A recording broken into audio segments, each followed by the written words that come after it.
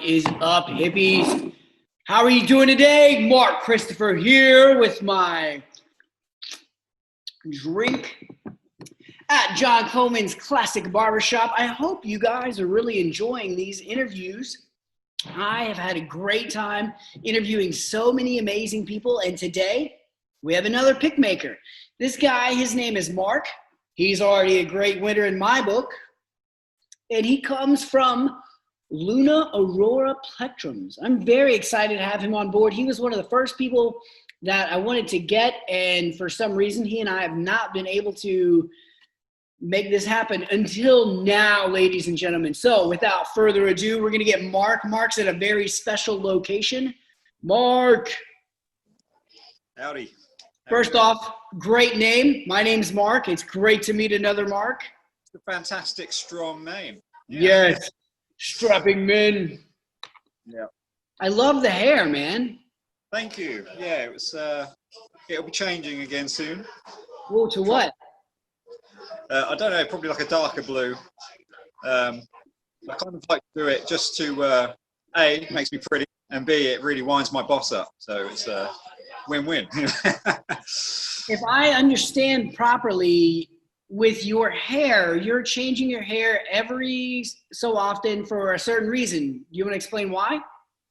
Yeah, so obviously a lot of this material comes in various different colours, and I thought I'd match it. I mean, why not? I do the same thing in other kind of walks of life. You always match and dress to match, don't you? So yeah, hairs and plectrums, of course, the two most essential fashion statements. Yes. Yeah. So where are you at right now? I am currently in a pub in Arundel, by Arundel Castle, which for you over in America, you probably don't know, but it's worth a Google. It's beautiful, absolutely beautiful castle, really, really big castle. This isn't the castle, this is just a pub attached to, but a bit of a day out. Nearly didn't make the interview myself. I kind of forgot that it was my my partner's birthday week this week, and that's hence the you may catch me out and about, but it's all worked out, and all the trades worked out. So. Yes. So what part of the world are you from? So south of England, Portsmouth is where I live, which is about as southern in England as you can get. Okay. So, it's all right. And you are a plectrum maker, but correct. You play, how many instruments do you play? So guitar predominantly. I'm more along the lines of, I'd say, a guitarist rather than a musician. I can drum to a degree, but when I say that, I mean more along the lines of if the drummer for my band leaves the room, he's left his kit as open, it's fair game at that point. So, you know, I'll run in, destroy everything, and I think that's every guitarist, actually. I think that's shared, isn't it? Yeah. Shared passion, yeah. What got you into playing guitar? When I was very, very little, I watched the Crossroads movie. You've probably seen the one. Yeah. Hi. Introduction to Steve Vai. Didn't know that was an actor. Obviously, at the age, I think I was only like 12 or 13 when I first saw that, and became obsessed. You know, I had to have a red guitar to begin with, and some leather trousers before anything else. That was it. Leather trousers. Woke up the next day, hair had grown, failing grades at school, etc., etc. But you know, yeah, it's all gone from there. And then, yeah, just predominantly my whole life has been evolved around music. That's awesome. And now you make guitar picks.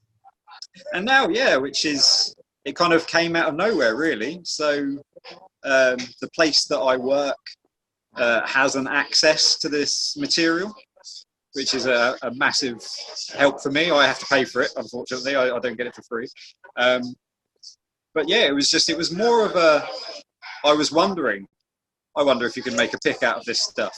And gave it a go. Someone else commented, like, you should do that as a thing. So I kind of put a few out there. People started buying them, started liking them. Nice. So it was a really kind of, it wasn't planned. So what type of material is it? So there's two prominent ones that I use, and I've got some here which I'll show you. So we've got Kieranite, which is, unknowingly to myself until recently, very popular amongst pick makers. Yeah. This material is, it's like a thermoset poly resin, and it's predominantly made for knife handles for people that make pens. or gun grips or things of the like.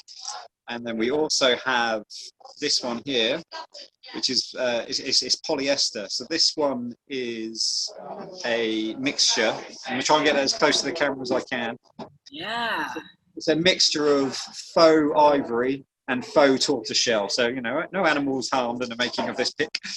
And once again, it's a material that shaving brush makers make. You know, the ones for your old school cutthroat razor. Like in a barber shop. Yeah, absolutely. Yeah, in the barbershop. So we'll get you some of this sent out. But yeah, that's predominantly what it's made for. So people that turn, you know, they make candles out of it. I think some guys make wands and stuff like this for the Harry Potter fans out there or whatnot. But yeah, this is, like I say, it kind of came about very haphazardly. It wasn't planned at all. How long have you been making them? About a year now. About a year. The little moon curvature in it is obviously part of the Luna Aurora thing. Okay. That came about because the very first one that I did went wrong. And but I liked the look of it, you know. I liked it, and then I took it home and I was playing around with it, and I started strumming on. If you imagine the plectrum supposed to, you know, theoretically this way. Yeah. I started strumming on this edge and noticed that you get this kind of, as each bit of the pick hits, there's like a delay between the first tip and the second tip. So somewhere between a kind of like a fake 12-string sound or a slapback almost, you know. So it was really cool on acoustics. I've sent you one in the post. I don't know if you arrived yet or not. So It has not. It has not. I have some here from the UK, from Nads over at Arcana Plectrum. Yeah. Arcana Plectrum. yeah, Really beautiful. Cool. Blue one's gorgeous. I do. Oh, it's called the Barbarian. It's my personal favorite. Yeah. Okay. It's incredible. There's so many things I want to unpack here. If I understand you correctly, that shape is the lunar shape, which plays into the name. Yeah. That was like maybe not that is the first pick you made, but that shape came about from the first pick you made, and it was an accident. Yeah. So if you imagine, I was sanding it, and I just took too much off, and it made this tiny little, because I was using a bobbin weaver, like sander. Yeah. So I pushed it in. I kind of went, oh, that looks like a half moon. So I pushed it in a little bit more. I was like, oh, that's cool. Pushed it in a little bit more until I was kind of happy, and then that just kind of stuck. And yeah, it just lends itself to the name. So yeah, kind of an accident. Maybe it was fate, if you believe in such strange astronomical things. But you know, it's worked well for me. A lot of people like it as well. And I've got an acoustic guy who says he swears by the whole play it on the long edge to get that 12 string. So yeah, it's cool. Where did you come up with the name Luna Aurora Plectrums? So Luna Aurora is actually the name of my daughter. So yeah, so it's named after my little girl, and it's obviously it's the moon and the northern lights, very celestial, and it was very easy to kind of name it after her. So man, that's how old is she? So she's 4 going on 5 soon. Oh, cool. Yeah. That's really cool. And it seems like every single bit of this from the start has just been a no-brainer for you. Yeah, kind of, pretty much. Like I say, or just completely lack of brain for the most part. It just all kind of fell into place. You know, like I like to say to you, I was quite honest with the approach. It was one of the first conversations we had. This wasn't planned at all. Yeah. It was literally just, that's the way it kind of went. The fact that I sent some out to people and they liked them it was more humbling than anything. You know, it was kind of, I never expected that I'd be selling them for a start. I don't pursue it as a full-time career, but it's definitely something that I consider a nice way to get pocket money. You know, so it's kind of, yeah, you know, but it's nice. When I started, I made one guitar pick for my buddy at my father-in-law's shop, and I just wanted to see if I could do it, and I did. I was like, okay, that's cool. And a year and a half went by, and one day I was at the shop again. I went, ooh, hey, like there's just some scrap pieces of wood. I think I can make them. And I did. I made a couple, and some friends of mine were like, "Dude, hey, can I have that? Like, how much for that?" And I was like, "Okay." So, yeah, within a week, excuse me, within a week, I sold about $100 worth. And I thought I might be on to something, Like I wasn't. None of this was ever the plan. Yeah, no, exactly the same thing with me. I've got one guy in particular who I think has single-handedly bought more of them than everyone else put together. And he's obsessed with the thing is he doesn't even play guitar. He's a bass player and he uses his fingers. But he loves them. But he's done more for me in terms of kind of promoting them than I think I have. So I just want to give a shout out to Dale, who will definitely probably be watching this. Yeah, and like I say, it's all it really was haphazard. It's kind of some of the guys that have bought them, it's really, it takes your breath away when they turn around and say, dude, it's the nicest thing I've got. It's the nicest pick I've got. Yeah, it's a really nice feeling knowing that people like this stuff. That's cool. Have you given any to your boss? No.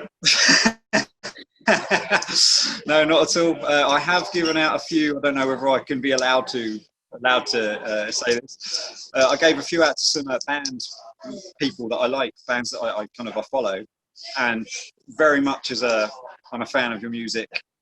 I don't have much, but I can offer you this by way of a gift. I don't want anything back for it. One of the people, whether this can go out or not, can I name a band? Let's name drop. Let's name drop.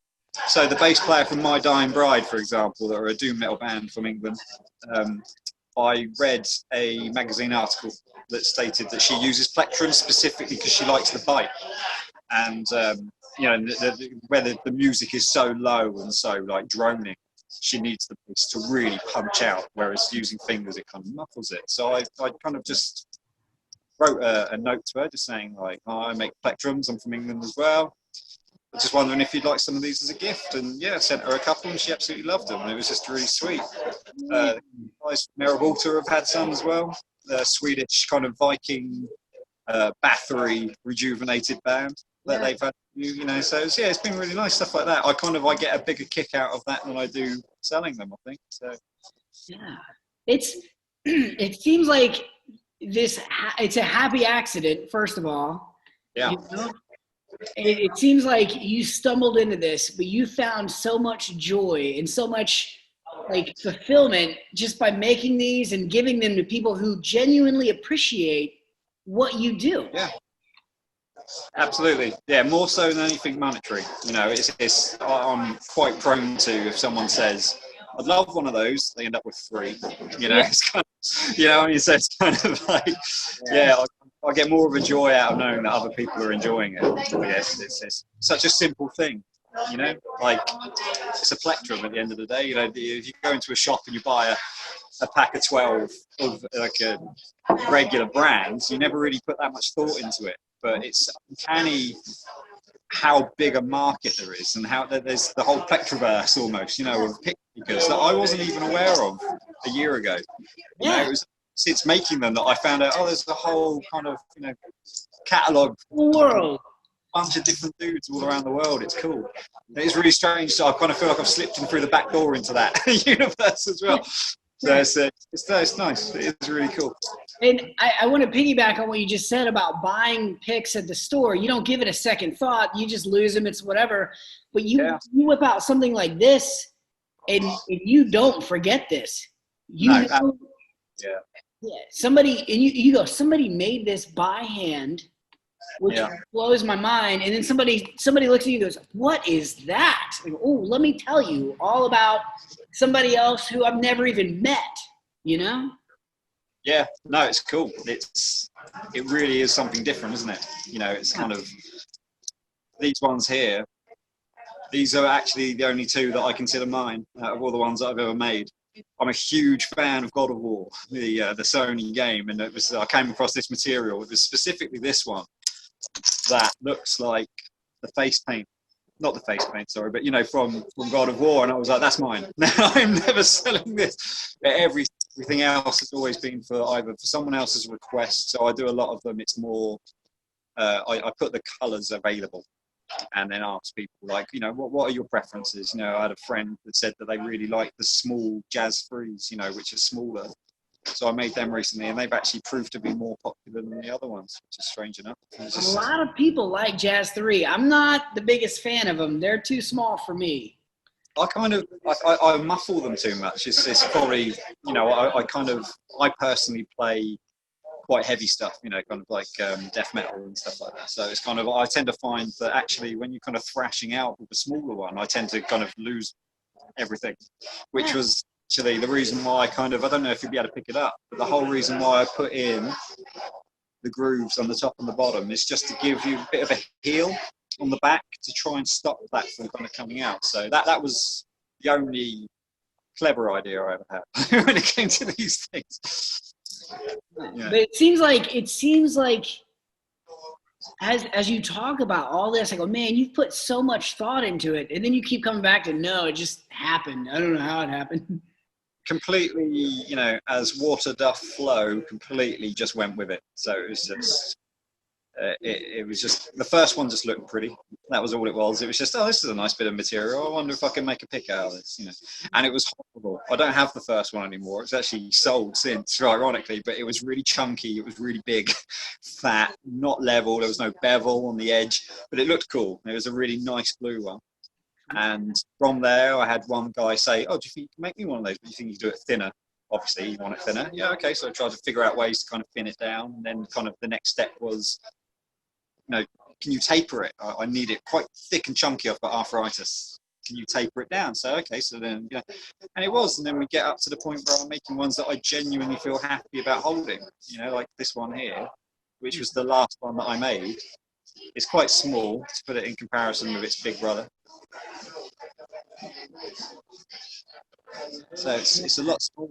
So this is the kind of jazz free size. This is what I'd consider a standard. So this one was like, you know, if you laid that next to a typical plectrum, they'd probably be a little bit wider. But it was, yeah, it was all completely and utterly natural.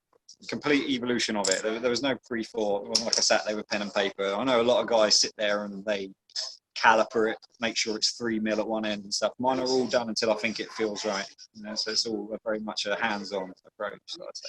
Do you use any tools, or is it all by hand? It's all, with the exception of the bobbin stander, it's all by hand. So I cut out the shape of a standard plectrum just with a saw, and then kind of sand it all to the width that I want, put in the moon, put in the grips on each side, put in the taper, and then buff it with various papers, sandpapers, wet and dry predominantly, and then polish it. And that is it. You know, each one takes me about half an hour, I think. Dang, that's so cool. That's so cool. Yeah, it was a hobby that I never knew existed either. You know, it's just it's kind of like like you and me are on the same page, the 100% of the way. My arrowhead picks that I make, I totally messed up, and that it came from a mess up. And I thought, this looks exactly like an arrowhead. I wonder if I could do that again. And that's where the idea came from. Yeah, I was about ready to throw the pick in the garbage because I thought, man, I've just destroyed this stupid thing. I don't know what I'm doing. And now it's like, yeah, I got it. You know, it's my thing. Yeah. Nice, cool. So what's next? Funny enough, scratch plates. I've got a guy brought in a Dale, same guy that I gave a shout out to. He brought in a Telecaster. It was a ESP Telecaster, and it is completely black. Everything on it is completely black. And he wanted to add something to make it stand out from the crowd. You know, it's completely stealth black. So we were looking at it, just trying to figure out what could I do. We took his scratch plate off. It was the most obvious thing, and he's going to get two-tone glow-in-the-dark scratch plate. And we've sketched it out, and I've cut the shape. And the next step was we're just waiting on a kind of like a plane sander, just so we can bring it down to thickness. Yeah, don't worry, you'll be getting updates on that one. But that's as far as it is right now. You will not believe how much he's pushing me to get that thing done. But I can totally understand. It's going to look awesome. It's going to look truly awesome. Do you plan on selling them? The scratch plates, it would totally depend, because the cost of that bit of material, which obviously Dale's had to cover, I won't say exactly how much he's paid, but competitive, probably not. It would be completely inherent on the fact that it's one of those, yes, you can buy any scratch plate online, but you won't be able to get this one. Yeah, yeah. Based on that, you know, this color with this, I want to say grain. I don't know how you describe these. We call it a grain, you know, these colors, these various kind of shapes and whatnot. It would be completely and utterly dependent on whether people said, I want this color. Yes, I have a color reminiscent of that. How about this? It's going to cost a bit, but no one else will have it. That's the glory and beauty of it, is you can't mass produce this stuff. It's one at a time. It's like the wood that I use. Man. What? What's in the mug? You're taking it looks like a lovely, lovely swig there. It's first off, this is my Alice in Wonderland teacup. Wonderful. Okay. Yeah. And today I'm drinking C4, which tends to be a regular. I had coffee earlier, but I drank all my coffee, so I just drink C4. That was a beautiful bit of product placement. That was absolutely. Sponsor the show. Call me. Just kidding. They're probably like, who is this guy? You know, who is this guy? To reciprocate. Nice. Cheers. There we go. Got some freezing cold apple juice there. Freaking cold apple juice. I love it. Apple juice. Freaking cold apple juice at a pub in a castle. Yeah. Oh man. Where can people find you? Where can people find your stuff? Prominently Instagram and Facebook direct people to Etsy. I did try on eBay as well. I didn't have as good a run on there, but generally speaking, I kind of find that a lot of the guys that seem to follow, including all of the other pick makers, they're all connected on Instagram, which is, you know, that rabbit hole. Really kind of the further you dug, Alice and Mum, the further you dug, that one really tumbled down, which is strange. But yeah, most of my sales have prominently come from Instagram, strangely enough. I hate to say it too, you know, it's kind of like social media, and it's a powerful tool when used right. How do people find you on Instagram? So just type in Luna Aurora Plectrums. It's me on this beautiful little thing here. Here we go. I don't know if we can see that. Now, when somebody purchases a pick, does it come in one of those little tin can things? So I kind of generally do if you buy a pick for the first time from me, I will throw in a tin, and thereon after, if you purchase, they get protective packaged and sent to you, and the tins are available to buy separately as well. But yeah, absolutely. If someone buys one for the first time, if they buy like a handful, I'll give them a bigger tin. If they buy just the one or two, we get a smaller tin. If things pick up, then I think the tin will just be as packaging. You cut out there for a second. Yeah, at the moment. Yeah. You know, so you got to kind of. He doesn't know it. Level it off at the time where it's made. You're cutting out. You're cutting out. Oh man, we back? Yes, I didn't catch what you said there for a second. You were talking about the tin. Oh. Yeah, so everyone that buys one for the first time gets a tin, and then thereon after, I'll package them really well and send them out individually, just literally for cost purposes. You know, if things pick up, then it'll be tins all the way. Yeah, awesome. Man, this is so. And I was telling the people viewing a minute before you came on that you and me have tried to schedule this interview for several months. Yeah, absolutely. Yeah, it's a time difference, isn't it? I think. Yeah, and there's always something. Like I thought you had an interview with me last week, and I messaged you like, "Hey, where are you at? Come on, guys!" But it's been fun. It's been great. Yeah. Absolutely, man. No, it's been lovely to finally actually get to talk to you. Yeah, it's been cool. You as well. I'm very excited to receive your picks in the mail, man. I will definitely let you know when I get them. I'll do a demo. I'll do a review. I love talking about picks, man. Perfect. Cool, man. No, it's been lovely. Any final words? Final words? No. chill out. No, not at all. I have no final words because there's never going to be a final day. I like the way you think, man. It's terrible. I'm going to get my coat. I'm gone. Whoa. Still good. Well, Mark, it was very nice talking to you, my friend. You have a great day. Enjoy your freaking cold apple juice.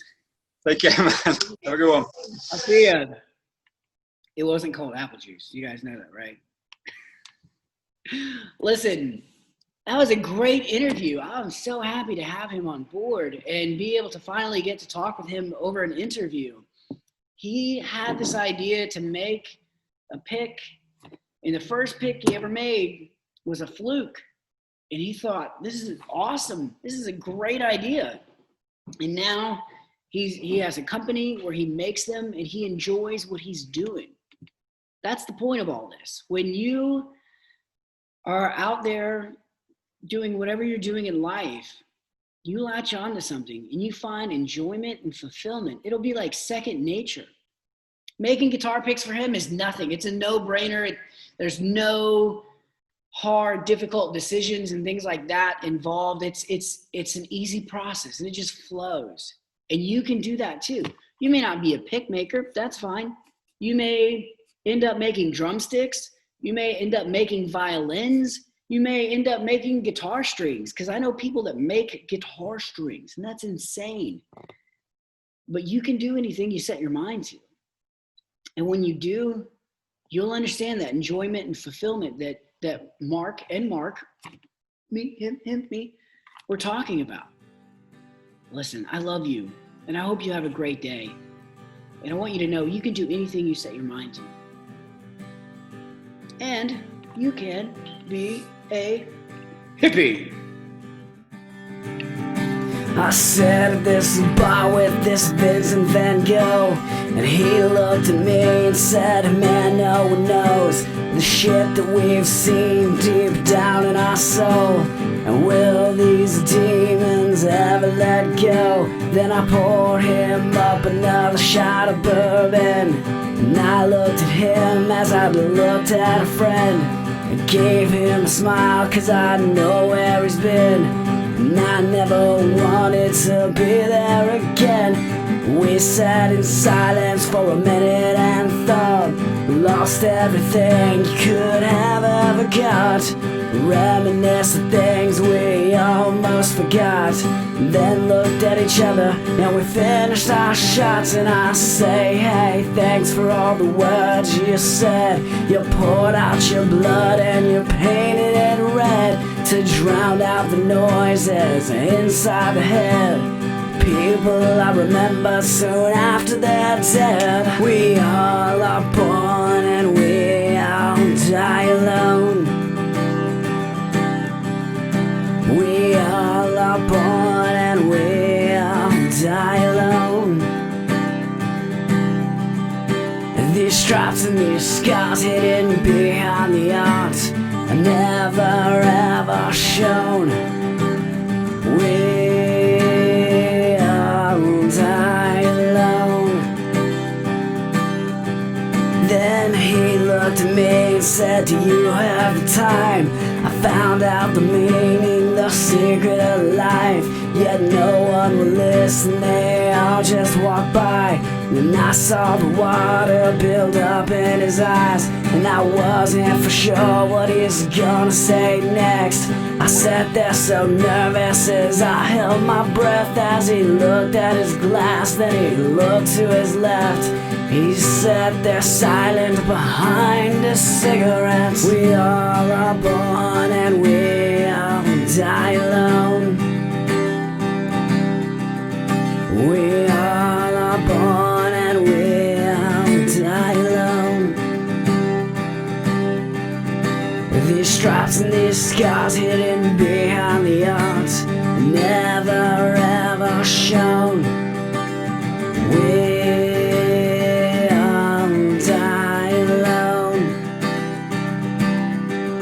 it's these stripes, it's these scars, all alone's all we are. And this bar has kept us from the rain. It's these drinks that we've shared when no one else cared. Felt good to air out all the pain. La la la la la la la la la la la la la, and we sing. La la la la la la la la la la la la la la, and just sing la la la la la la la la la la la la la la. Just sing la la la la la la la la la la la la la. We all are born and die alone.